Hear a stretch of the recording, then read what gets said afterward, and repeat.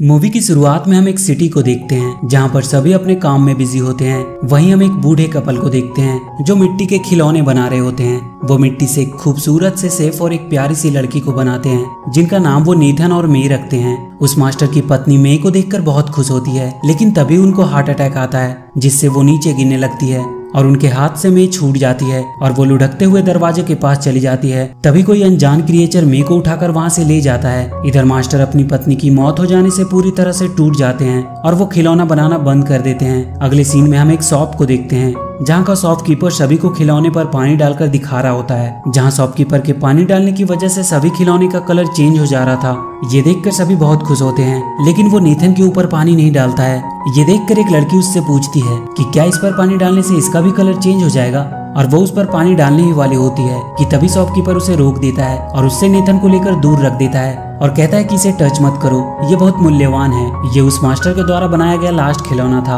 बेशक ये अपना कलर चेंज नहीं कर सकता है और उन्हें समझ नहीं आ रहा कि आखिर ऐसा क्यों होता है और इस वजह से वो इसे बेच भी नहीं सकते। इसके बाद हम रात का समय देखते हैं जहाँ पर सभी खिलौने जिंदा हो जाते हैं और सभी अपनी अपनी सुंदरता और पानी डालने पर रंग बदलने की काबिलियत की बड़ाई कर रहे होते हैं। लेकिन यहाँ पर नीथन चुप होता है क्योंकि उसके पास पानी डालने पर कलर चेंज करने की काबिलियत नहीं होती है। और जब बाकी के खिलौने नीथन से उसके पावर के बारे में पूछते हैं तो वो बातें बनाने लगता है। इसके बाद ये लोग खूब मस्ती करते हैं और इसी दौरान एक बार नीथन पीछे से आकर सबको डरा देता है जिससे सभी लोग उस पर बहुत गुस्सा करते हैं और वो वहाँ से चले जाते हैं। यहाँ पर नीथन कहीं ना कहीं अपने कलर ना चेंज कर पाने की वजह से बहुत दुखी होता है और वो खिड़की पर आकर बैठ जाता है जहाँ पर उसका फ्रेंड रेड पिगी भी आता है और वो नीथन को समझाता है कि कलर ना चेंज कर पाना तुम्हारी कमजोरी नहीं बल्कि ताकत है, क्योंकि इस वजह से तुम्हें कोई नहीं खरीदेगा और तुम हमेशा खुशी से यहीं पर रहोगे। अगले सीन में हम एक सफेद बॉल को देखते हैं जो पूरे शहर में लुढ़कती हुई इधर उधर आ जा रही होती है। इसके बाद वो बॉल लुढ़कते हुए उसी जगह पे आती है जहाँ पर नीथन अपने बाकी के दोस्तों के साथ रहता है। उस सफेद बॉल को देखकर सब डर जाते हैं, लेकिन अगले ही पल उन्हें पता चलता है कि वो सफेद बॉल कोई बॉल नहीं बल्कि एक रोबोट है। इसके बाद वो रोबोट उन्हें बताती है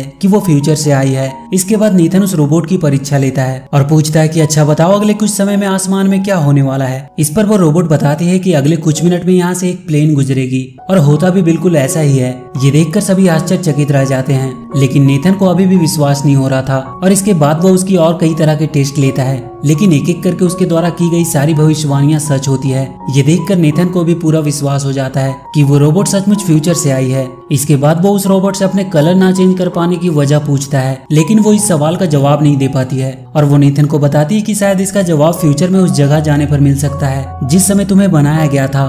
रोबोट का ये आइडिया नीथन को बहुत पसंद आता है और वो उसके साथ उस झूले की तरफ निकल पड़ता है जहाँ से एक वर्म होल की मदद से रोबोट भविष्य से यहाँ आई थी। वो किसी तरह इंसानों की नजर से बचते हुए बड़ी मुश्किल से आगे बढ़ रहे होते हैं। वहीं दूसरी तरफ हम रेड पिगी को देखते हैं जो एक साइंस की किताब को अपने पीठ पर बांधकर नीथन की तरफ निकल पड़ता है क्योंकि उसे साइंस में बहुत रुचि होती है, इसलिए उसे लगता है कि वो नीथन को भविष्य में जाने में मदद कर सकता है। वहीं दूसरी तरफ हम नीथन और रोबोट को देखते हैं जो बहुत मुश्किलों का सामना करके किसी तरह उस झूले के ऊपर पहुंच जाते हैं जहां पर रोबोट के हिसाब से वो वर्म होल था जिसकी मदद से वो भविष्य से यहाँ आया था। लेकिन वहां पर कुछ भी वैसा नहीं होता है और वो दोनों फ्यूचर में जाने के चक्कर में गिरते हुए एक घर में आ जाते हैं जहाँ पर ढेर सारे पालतू जानवर होते हैं और यहाँ पर एक बूढ़ा कछुआ भी होता है। वो जब नीथन की परेशानी के बारे में सुनता है तो वो उसे बताता है कि तुम्हारे सवालों का जवाब एक ही आदमी दे सकता है जिसका नाम है 3W मैन, जो सब कुछ जानता है, जो सबसे बड़ा ज्ञानी है। उसके पास हर सवालों का जवाब होता है। इसके बाद वो नीथन को एक मैप दिखाता है और बताता है कि 3W मैन तक पहुंचने के लिए उसे अंडरवर्ल्ड के अंधेरे रास्तों से होकर जाना पड़ेगा और उन अंधेरे रास्तों में इविल फ्लैश नाम का एक शैतान रहता है जिनसे उन्हें बचकर आगे बढ़ना होगा, वरना अगर उसकी नजर उन पे पड़ गई तो या तो वो उन्हें बंदी बना लेगा या फिर जान से मार देगा। इसके बाद नीथन रोबोट के साथ 3W मैन की तलाश में निकल पड़ता है। अब ये दोनों इंसानों की नज़र से बचते हुए गटर में आ जाते हैं और गटर के रास्ते आगे बढ़ने लगते हैं। आगे बढ़ने के दौरान एक बार नीथन रोबोट को यूं ही स्पिन करने को बोलता है और वो ये देखकर हैरान हो जाता है कि वो रोबोट सच में स्पिन करने लगती है। इसके बाद नीथन रोबोट को स्टॉप बोलकर रोक देता है और उससे पूछता है कि ये क्या है। इस पर वो रोबोट नीथन को बताती है कि उसे नहीं पता। दरअसल उस रोबोट में एक वॉइस कमांड का फीचर होता है जिससे कोई भी बोलकर रोबोट को कमांड दे सकता है और अपनी मर्जी के हिसाब से उसे इस्तेमाल कर सकता है। तभी हम वहाँ एक चूहे को देखते हैं जो एक छोटे से गिफ्ट को लेकर जा रहा होता है।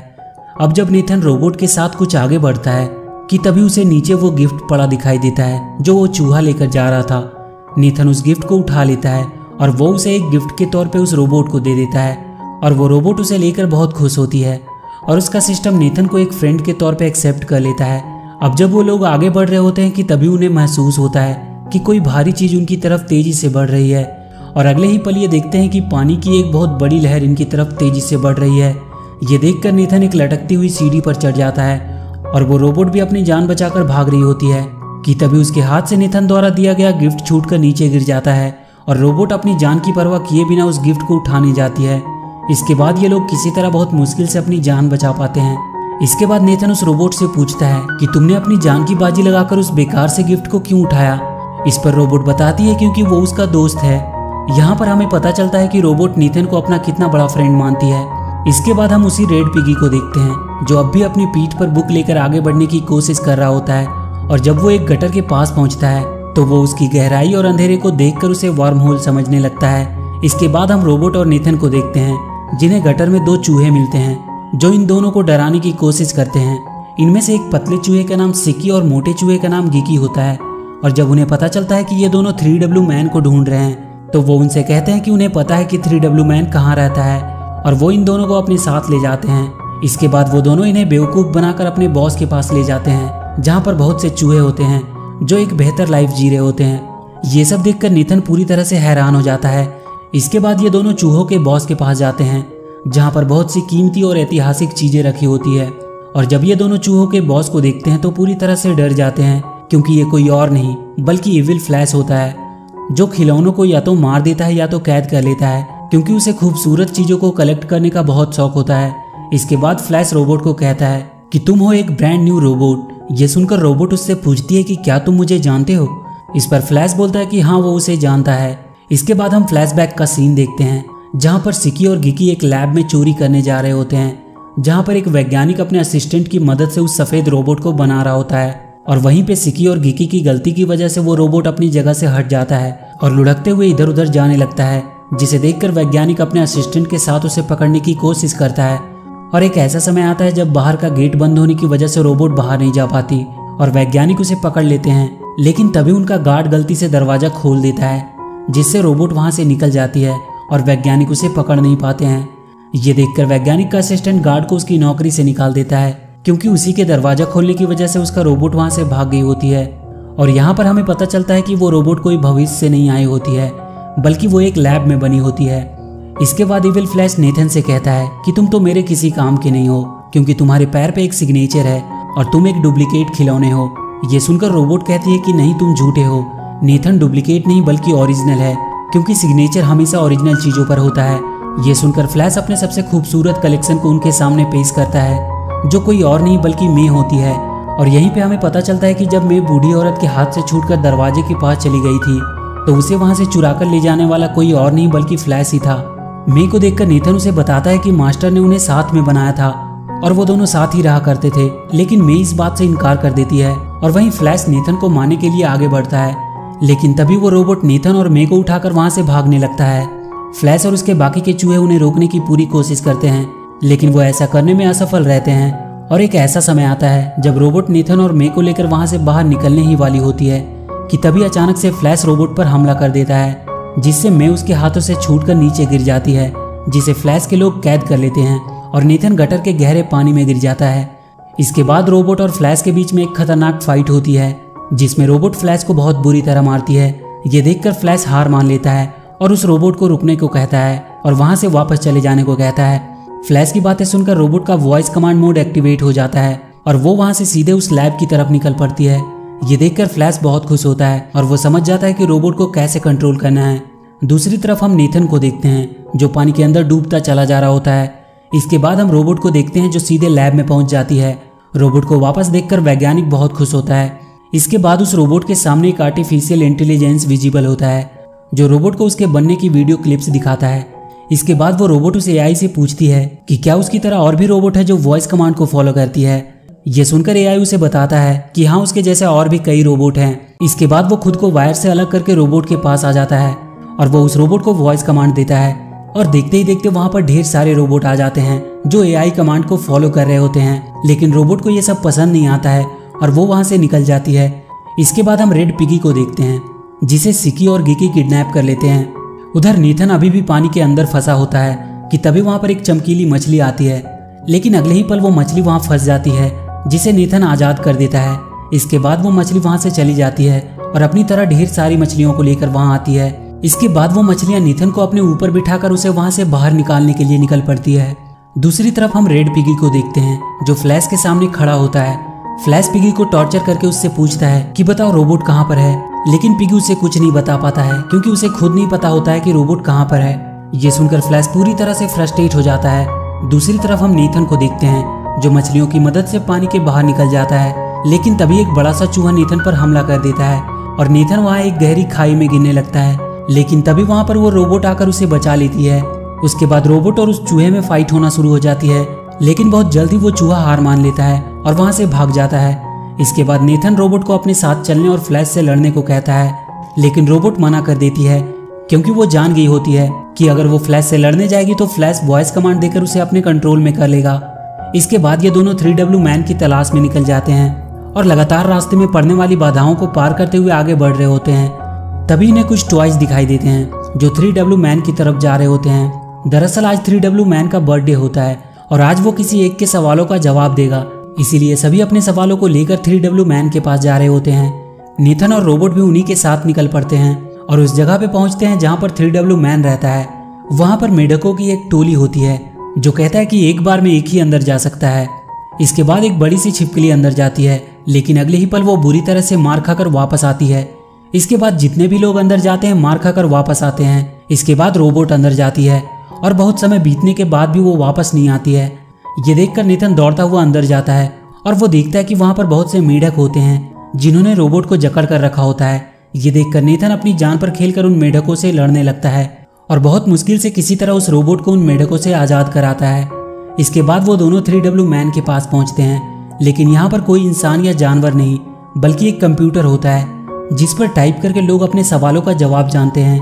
अब जब नेथन अपने सवालों को टाइप कर ही रहा होता है कि तभी वहां पर सिकी और गिकी अपना खौफ दिखाने के लिए वहां की एक बिल्ली को बता देते हैं कि वो फ्लैश के आदमी हैं। फ्लैश का नाम सुनते ही वहां पर भगदड़ मच जाती है और सारे टॉयज इधर उधर भागने लगते हैं और इसी भागम भाग में पुल टूट जाता है और वो रोबोट एक बड़ी सी चीज पर आकर गिरती है, जिससे वो ऑफ हो जाती है।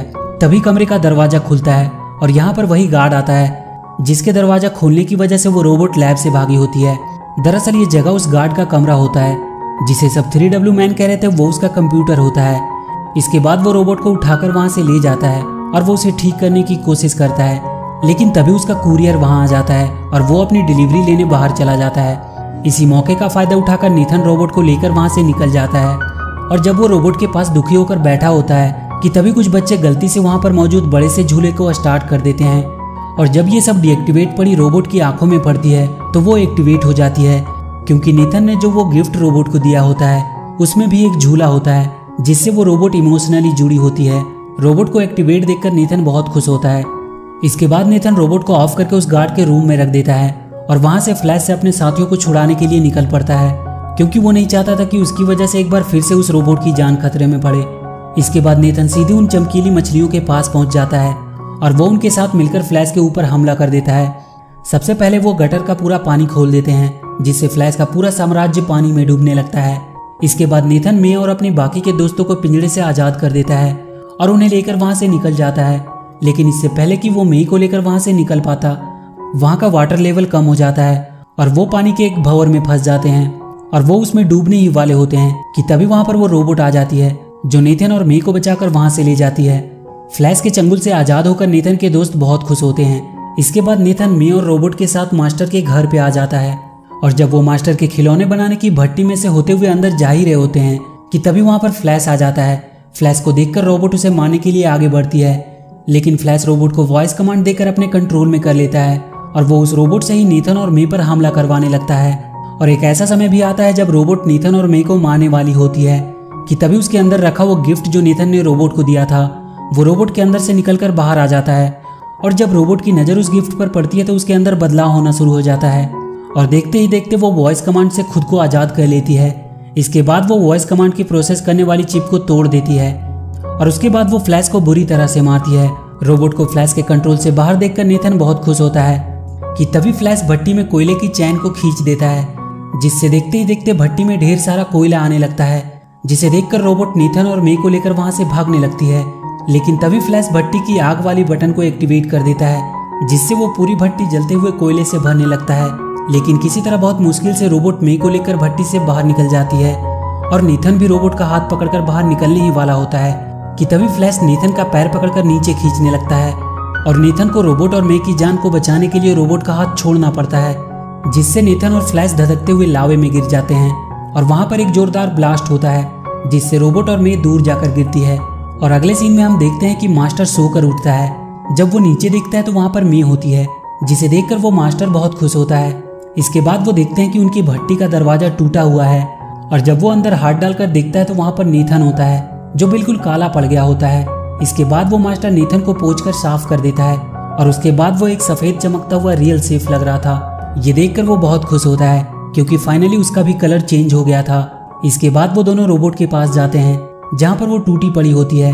तभी कुछ बच्चे उसे उठाकर गार्ड के पास लाते हैं और वो गार्ड उसे बनाकर फिर से पहले जैसा कर देता है। और जब रोबोट नीथन को देखती है तो वो बहुत खुश होती है।